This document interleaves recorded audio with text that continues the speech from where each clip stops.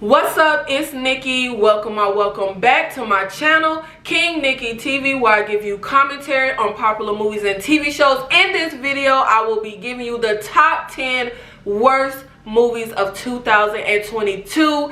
And make sure you check out my playlist for my end of the year wrap-up rankings for top 10 best movies of 2022, as well as the best and worst TV of 2022, ranking every single horror movie new release that I saw in 2022, as well as ranking every single solitary movie that I saw in 2022. Now, there has been a lot of people, does that sentence sound right? There has been a lot of people. There has been a lot of people that has said that 2022 has been the best year, or one of the best years of horror. So let's see how horror ranks in my top 10 worst movies of 2022. Without further ado, let's get right into it. Coming in at number 10 is Gone in the Night, a movie about a couple that go to an Airbnb. Another couple just so happens to be there. We drove out far, it's late, we decided to stay with this stranger couple. The next morning, the woman wakes up to find her boyfriend missing, as well as the woman from the other couple missing, and that boyfriend tells her that he saw them kissing and they ran off together. And that's the setup we have for this movie. Honestly, though, this movie for me was so freaking boring. Like, I cannot even express boring enough. Honestly, for me personally, I have never been a Winona Ryder fan. And she just was not very entertaining for me to follow throughout this entire movie. Not terrible, but just for me personally, she's just not an actress that I particularly like. But the movie was just so nonsensical, and it was so humdrum and boring and mundane.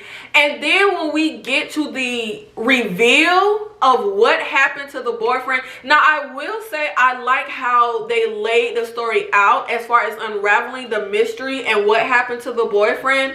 And once it is actually revealed, I was like, oh, okay, this was actually a pretty good mystery. And I started to kind of perk up and enjoy it a bit. And I was like, okay, I sat through a lot of boring, and now I'm getting a good payoff. No, that's not what happened, because then we go off the rails and it gets very nonsensical. It just, y'all, it really got just so utterly ridiculous with where we took the story, what these characters were doing. One character in particular, I was thrown off from the jump. Look, I get that non-teenage people play teenage characters, but the girl in this, that is the girlfriend of the other couple that was there, I just saw her play a teenager in a movie a few months prior to this. So it was just kind of throwing me that she was an adult now in this. I don't know, it just... And I know that's probably ridiculous, but for me personally, it just kind of took me out of the character, and it just was throwing me off. But minus that, just a terribly written character. All of them. Like, they were all just so terribly written. Just these cardboard cutout, ridiculous characters that didn't even feel like real people. It was just... it went off the rails. It went so off the rails. And unlike other movies that I didn't like this year, it was just absolutely nothing going on. Like, at least give me something. You had Winona Ryder running around with the guy who owned the Airbnb, trying to figure out what happened to her boyfriend, and just their dialogue and their conversations where I was just like, baby, who cares? Like, this is so boring. But I held on because I wanted to know what the hell did happen to the boyfriend. Now, coming in at number 9 is Fall, a movie that is basically 47 meters down, but we're 2,000 feet up. We have two best friends that, after the death of one friend's husband, and she's grieving we decide that it is a bright idea when you're grieving because your husband died climbing a mountain, that it is a bright idea to climb a 2,000-foot tower in the middle of nowhere. I actually enjoyed 47 meters down, and I even enjoyed the mediocre sequel, 47 meters down, Uncaged. Y'all, I hated this movie. Oh my God, I cannot express how much I hated Fall. First of all, it's pretty, like I said, it's literally the same idea, even down to the twist in the movie. Like, come on, man, let's pull some other tricks out the hat. Let's pull something else from out of our sleeve. It's literally just a mirror of the movie they made before. We got two white girls, only this time they're not sisters, they're friends, and both of them end up stranded somewhere, one down in the ocean, the other up high in the sky. We have the same exact twist that you could see coming a mile away in Fall. Like, it was just so obvious. And then we got the most unlikable. What is with this trend of just literally the most unlikable lead characters ever? First of all, I can't remember the girl's name, but the girl whose husband died, just such a turn off. She was just such a terrible, bratty, jerk character. The heat she had and attitude she had towards her dad just really felt out of nowhere. Even though he did say some things about her dead husband, but the attitude she had when he just wanted to get her out of this depression, it made no sense to me that she reacted so nicely to the friend trying to get her out of her depression. Like, your father was trying to do the same thing. He just didn't suggest you climb a damn 2,000-foot tower. It just...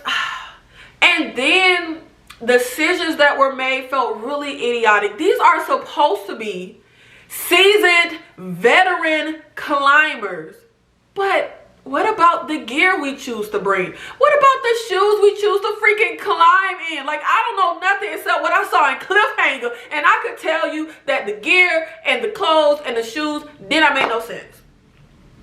Really, just the gear, the foot of rope we decided to come with when we're on a 2,000-foot tower.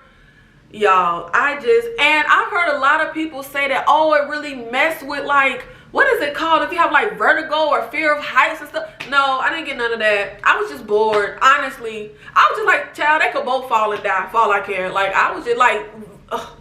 I wanted the vultures to just come circle and eat both of them. Like, I was just, man, it was so unenjoyable. It was so unenjoyable. And then the way the movie wraps up for me didn't make any sense. There's a decision that we make when we're using something to try to get help. We have this diner that we were at earlier. The decision that they make with this tool that they're using to get help, you would have thought this was two 12-year-olds. Like, it was so freaking idiotic. It just made no sense at all to me. Really, I would say if you have not seen Fall, just see 47 meters down. Like, just see that. Now, coming in at number 8 is The Harbinger. Now, this is a movie that, y'all, I failed because I should have known this was gonna be terrible.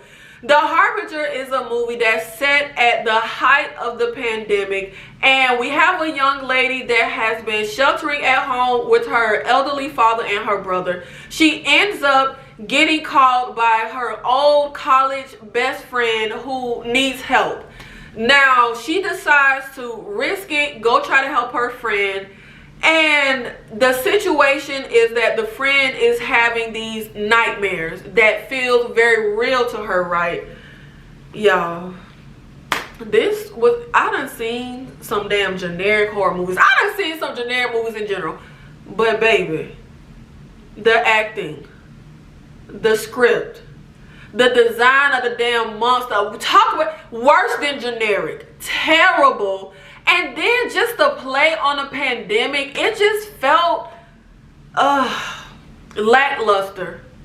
It just really did. Just them wearing a mask and hearing the little boy cough, it really gave nothing. There was no real tension or anything regarding her, the main character, being scared of going to help her friend and having this illness. And then we have just a stereotypical like anti-mask neighbor that I was just like, baby, what's the point? And a lot of the movie really felt like, what's the point? There's dream sequences that honestly for me, I cannot stand dream sequences in movies. It is rarely done well. I can't stand it. It's more like, it's like a cheap jump scare. Like, that's how dream sequences are for me. They're like those cheap jump scares. You knew it was a dream. Like, it was so annoying. There was a character that was supposed to be helping our main character that I was like, why are we listening to this person? Like, this is so stupid, y'all. The freaking like entity monster thing, a little kid could have drew it. Like, who designed that? It was so terrible. And then the way the movie wraps up was so obvious. And what didn't make sense was basically, and I'm not going to give any spoilers in this video in case anyone hasn't seen any of these movies and you want to torture yourself and watch them. But one thing that is basically what the movie is about is having these dreams and feeling like it's real. And there's a running theme of the girl who calls our main character to help her. She has a picture of someone. She has no clue who this person is, but she's like, if it's looking at the picture, it feels like I was close to this person, or I should know this person. And then we have another situation in the movie where someone else is looking at like a picture or something left behind by a character that they're like, I don't know this person, but I feel like I should. It was so illogical. It made no sense. It made no sense at all. Like, if you're able to do XYZ, why is this picture still here? Why is this still left behind for someone to even look at? This movie had just such a dumb, illogical script. Pacing was terrible. It was so slow. It was so drawn out. Like, it was so much they showed us that I was like, why are we even watching this? What is the point? It made no sense. And then there's a moment where the lead character cannot remember any events that happened, but she can remember trying to get help from a certain person. Well, why can't you remember doing that?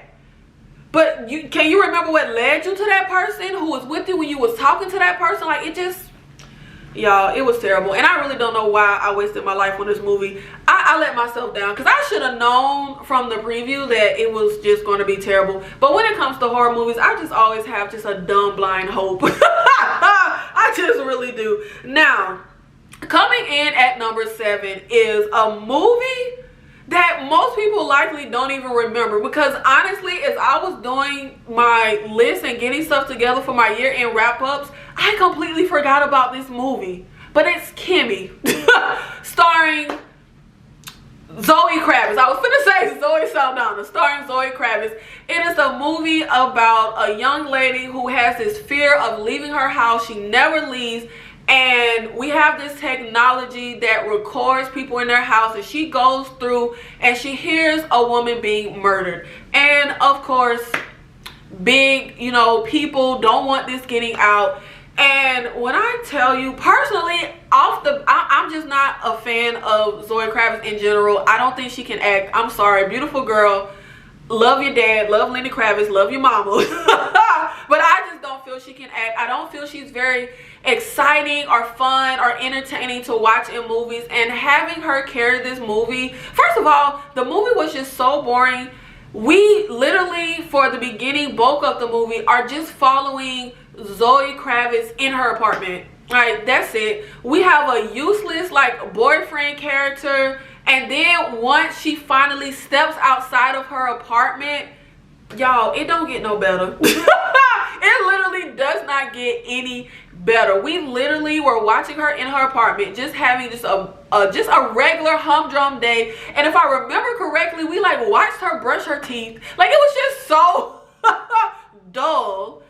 And I love movies like this, like what it was trying to be, where you have just a regular person that stumbles upon some type of conspiracy, whether it's a big corporation or whether it's the government, and then they have to, you know, fight because people want the evidence they have. Like, I love movies like that. Y'all, no, this wasn't it. This wasn't it. Just go watch The Net with Sandra Bullock. Like, just go watch that, not Kimmy. I forgot about this movie, and you should too. Now, coming in at number 6 is Nocebo. This is a movie about a woman that has a traumatic experience, and she has a physical illness, and she ends up calling in a woman to come and be an assistant and live in her house and help with her daily activities, and it turns sinister. Y'all, first of all, I love the lead in this movie because I just personally am the biggest fan of the show Penny Dreadful, and I am obsessed with her from that. And it was nice watching her. She is a really good actress, and all of the acting in the movie is great, but the actual story we get is basically, I don't want to say it's that kind of plot because I think that'll give it away, but it's a really generic type of story where they put a little mystery in there that was generic but adequate, because our lead character has this illness, and they put in a little mystery of, she feels it's a real illness, her husband feels like it's not real, it's just kind of made up in her mind. And that was like I said, generic but nice little mystery to be like, okay, is this ailment physically that she's experiencing, is it something that's actual, or is it something that is just happening because of her mental state? So yeah, okay, thank you, y'all gave us a little mystery. Our antagonist in the movie, for me, terrible, lame, generic, boring, nothing special. There is a point where the husband doesn't even want this woman there living in his house, and the way she gets there is so stupid. Remember I spoke about how our lead has these physical ailments. Well, one of those physical ailments is memory loss, and this woman just shows up at her door like, hey Christine, you hired me, nice to meet you. Okay, I got bad memory, but baby, I got good sense, and nobody with good sense is going to hire a person to live in their house that they have never met. That made no sense. So even though you got bad memory, for a woman to show up at your door, and I don't care if she knows your name, that's not hard to find out people's names, to say that you hired her, but this is your first time meeting, baby, that don't even add up.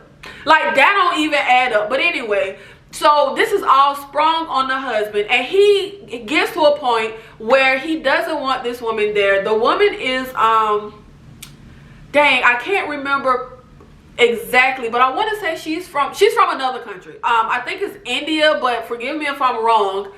But she has like these natural remedies that she's trying to help Christine, and the husband feels like he doesn't want this woman here. He doesn't like what's going on, and there's a kind of standoff, if you want to call it that, between the lady that's hired and the husband. That felt like such a joke, where I just felt like she kind of bucked up on her husband, and the husband just kind of just takes it, and I'm like, babe, she would have been out my house. Like, it's nothing about this woman that is going to like just kind of big dog me and make me back down as the husband. The way everything plays out was so convenient and so contrived. Even something that they end up having a daughter do makes absolutely no sense, and she just does it because the writers want that to happen. And then the ending was so freaking obvious. There's something that a character says towards the beginning that literally the moment she says it, you know as the viewer, that's how it's going to end. That's exactly what's going to happen. And that's exactly how it ended. And that's exactly what happened. Nocebo is one of those movies that thinks it's like a smart psychological horror, but really it is just a bottom of the barrel, generic, forgettable, terrible movie that literally I just want to scrub from my mind. Now we are getting into the top 5 worst movies of 2022. Coming in at number 5 is another movie that I forgot about, and maybe I just was trying to forget about it. Choose or Die. Choose or Die reminds me of those, do y'all remember the group of like horror, kind of mid horror that came out early millennium to kind of mid movies like Stay Alive? Do y'all even remember that movie with the friends in that video game? That's what Choose or Die reminds me of. Just that early 2000s mid-level enjoyable, just generic horror. But this really wasn't very enjoyable. And again, I just didn't care for the lead in this. The story was extremely generic. The kill, just forgettable. Like I said, I can barely even remember the movie, but I do specifically remember the sequence at the very end when we get to the house and we think we're following the clues to a certain thing. And Lord, I hated the ending. I just really did not enjoy this movie, and I just really feel like, what was the point?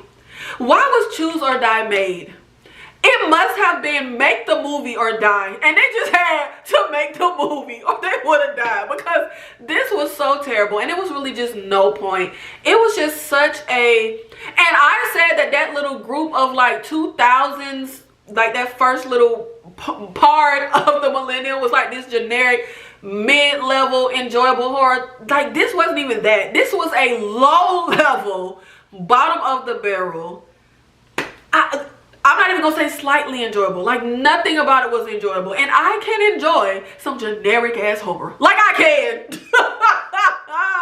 And Choose or Die was literally terrible. And I just, Lord. And why do I feel like they're gonna make a sequel? Like, I just feel like they are. Now, coming in at number 4, Grim Cuddy. Y'all, why did I don't know why I be, no matter what, I just keep holding on to hope when it comes to my horror movies. Like, literally any horror. I don't care how generic the preview looks, how predictable the movie seems from the preview. I just will always have hope when I go into watching a horror movie. Because sometimes you can be pleasantly surprised, and I just love that genre. But why the hell? I had high hopes seeing, well, I wouldn't even say high hopes, but I had hope when I went to see Grim Cuddy. No matter how terrible the little monster looked in a preview, I really thought that I would at least, because like I said, I can enjoy some generic horror. Like, give me something that is at least maybe generic, maybe a terrible story, but can still be at least entertaining, have an entertaining factor. No, Grim Cuddy is a movie about parents who end up in hysteria and fear over an internet challenge that the kids are doing. Y'all, this movie was literally like nails on a chalkboard. There was this ASMR that literally made my ears bleed, to the point that I don't even know what was said at the ending. It was like watching a silent movie, because I had to hit mute, because I just could not take the girl with her mouth all up on the microphone. Well, you could hear the spit and her teeth. That ASMR was killing me. But the movie in general, just the story, the acting, and it is one woman in particular that plays the mom. I could have sworn this lady could act. I done see her play and stuff. There's even a generic horror that I saw her play in, The Hills Have Eyes 2, that I enjoy. And I'm just like, lady, what happened to your talent? Because she could not act in this movie. And the scariest thing about the movie was not the Grim Cuddy monster. It was the psychotic dad. He was the scariest thing in the movie. The sudden switch that happens with one of the characters towards the end of the movie makes absolutely no sense. It's just like, it was a typical story of the parents don't believe the kids, and then there's just suddenly a switch that happens, and it's just like, that ain't make no sense. The writers wanted it to happen, and so it happened. And y'all, do yourselves a favor. I suffered. You don't have to. Just check my review of Grim Cuddy. Stay away from this movie. Run away from it like an internet challenge. Now, coming in at number 3 is Smile. I had high hopes for this one. Smile is one of those movies that I feel like is my cup of tea and is a movie that I should have enjoyed, but I didn't. And I even rewatched it before doing this list to see if on a rewatch I would enjoy it more. I didn't. It was pretty much the same experience. I feel like Smile is a really generic, not entertaining movie in the slightest. I don't enjoy that lead, and I actually enjoyed her less on a rewatch. I just feel like she was a terrible lead, and it is in the vein of movies like The Ring or It Follows, movies where there's a curse and you get cursed and you gotta kind of figure out the rules of the curse and solve everything before your demise in the end. You know, been there, done that, we've seen it. I have no problem with the been there, done that, seen it story. None whatsoever. I don't care if I've seen it. It doesn't have to be an original story, but I need it to be an exciting execution, and I need you to do something that hasn't been done with that story that we have seen before, none of which happens in this for me personally.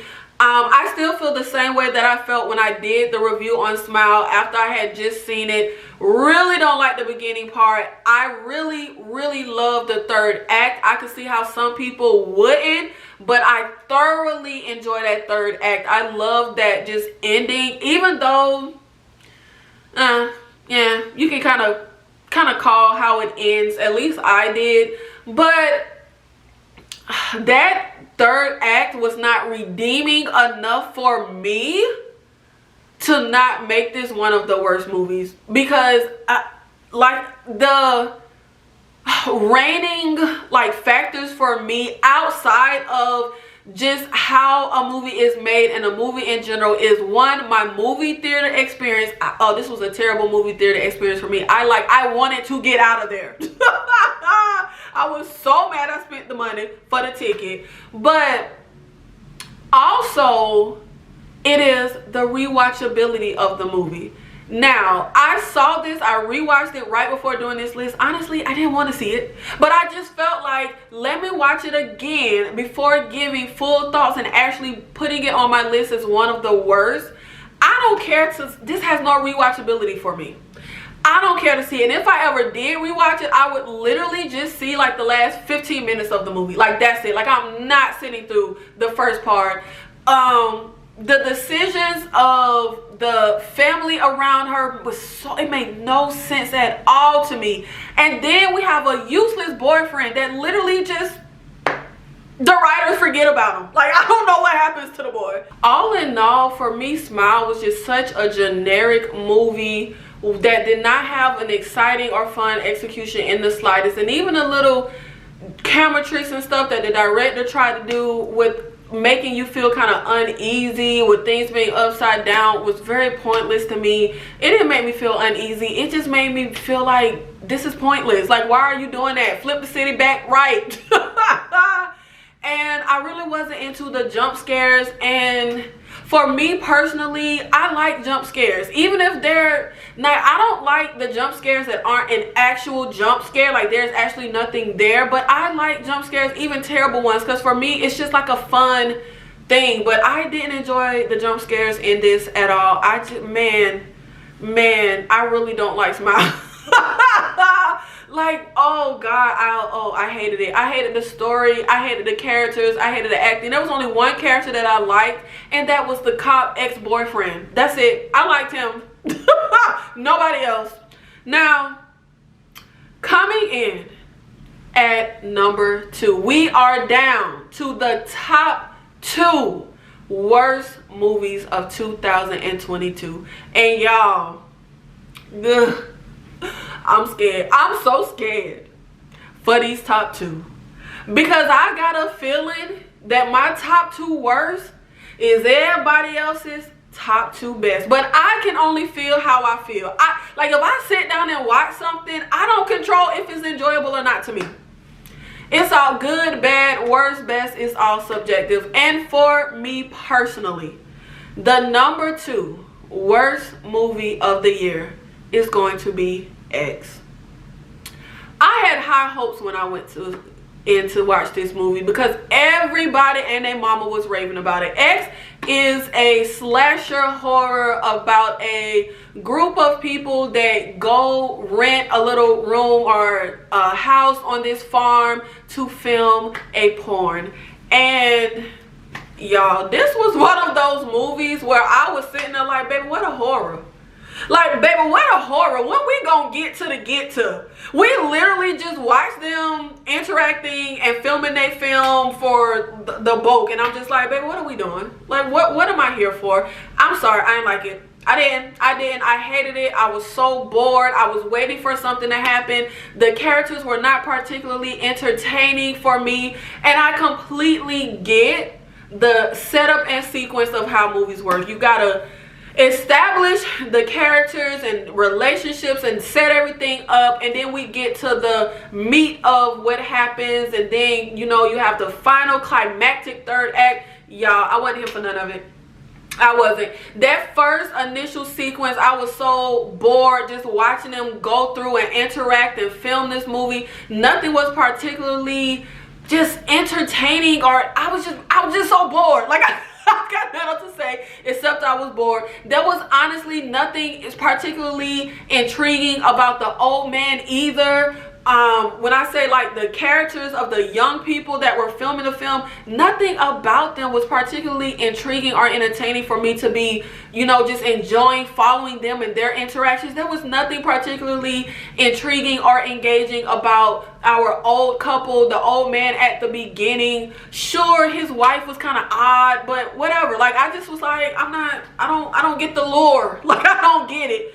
And then once the mayhem does start, I still was just like, oh, okay, he dead. Oh, that's how he gonna die. Oh, okay. Oh, she got him.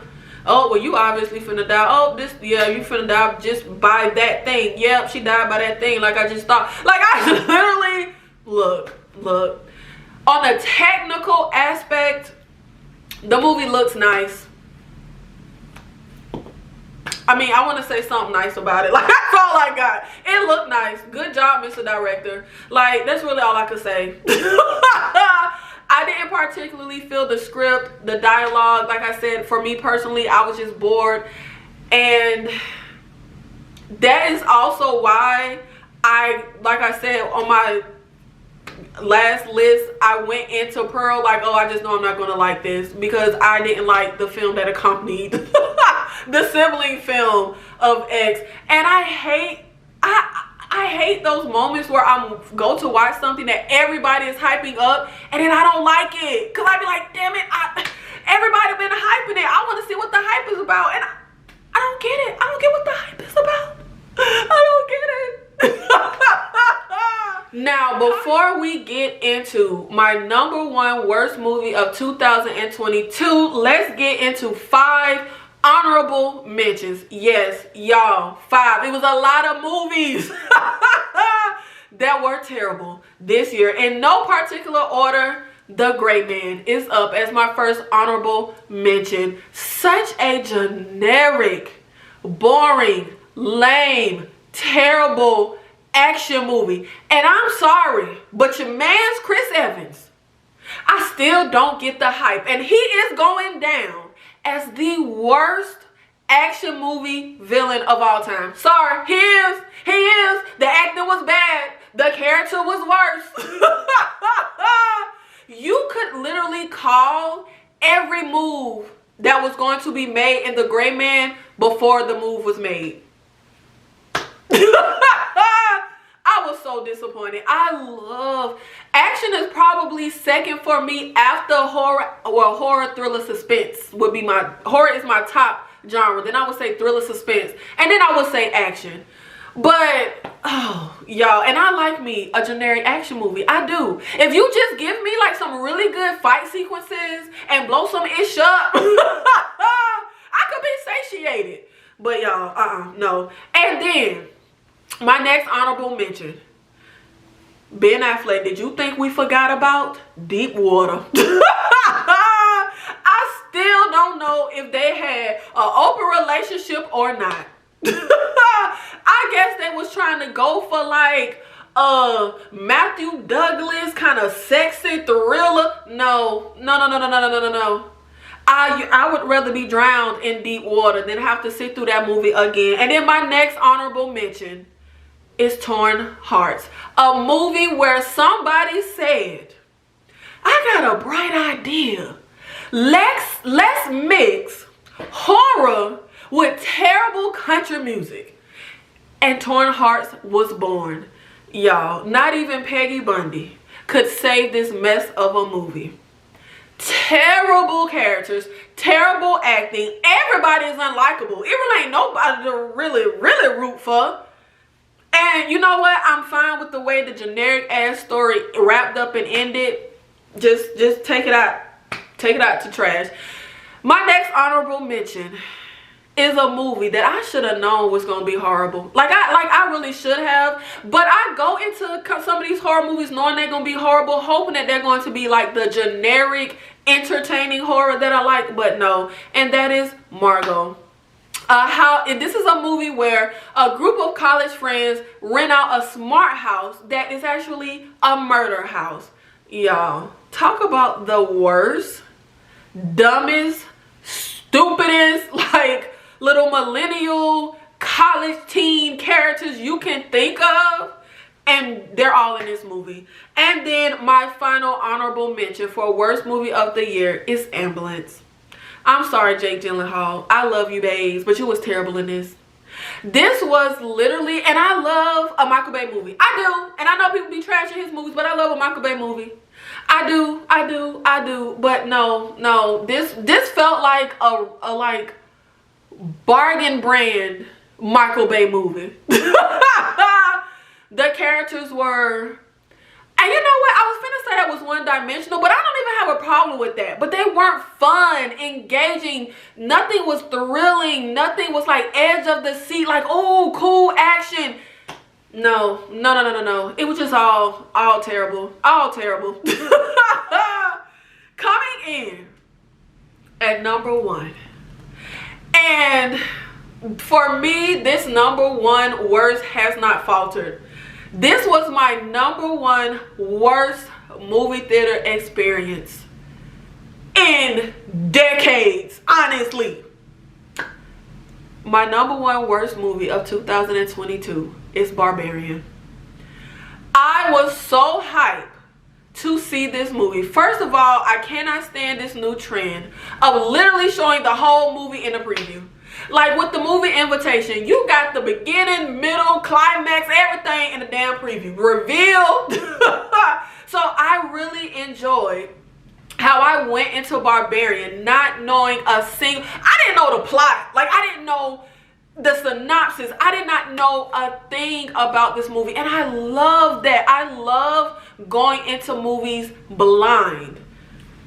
But y'all, this was another situation like X. Well, I was sitting there like, baby, what a horror.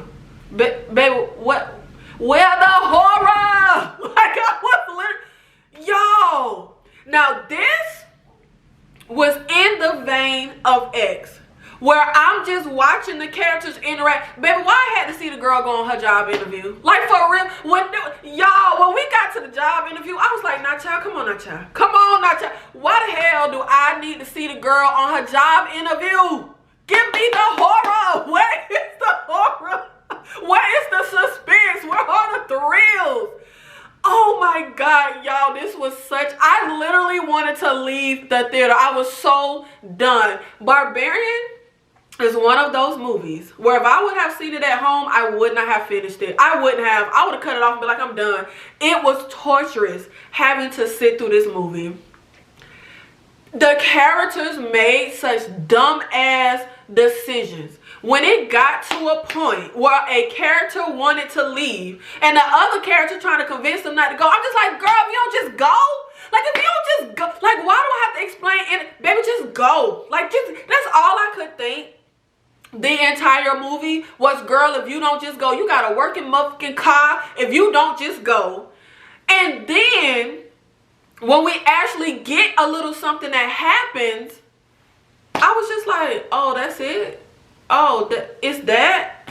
I wasn't particularly scared, impressed, amused, or anything at what the horror was or the villain or whatever. I just was like, oh, that's it, that's the payoff.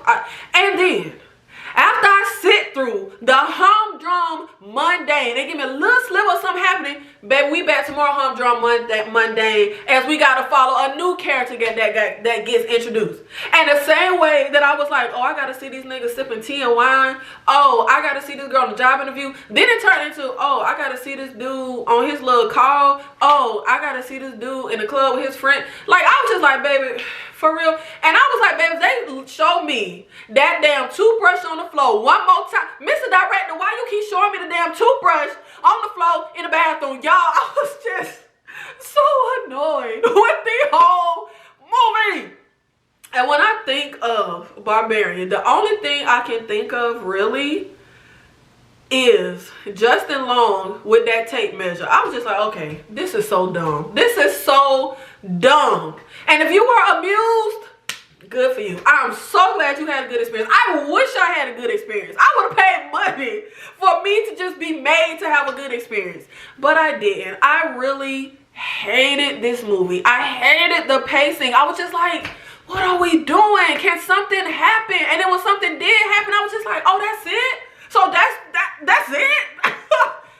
And then the ending, the way everything wraps up, I was just like, this was the worst movie I saw this year. And as time passed, I just kept being like, what is gonna be my worst? And I was just talking to somebody like, yeah, nothing gonna be worse than the experience we had at the movies with Barbarian. I was like, yeah, you're right. Like, nothing gonna be worse than that.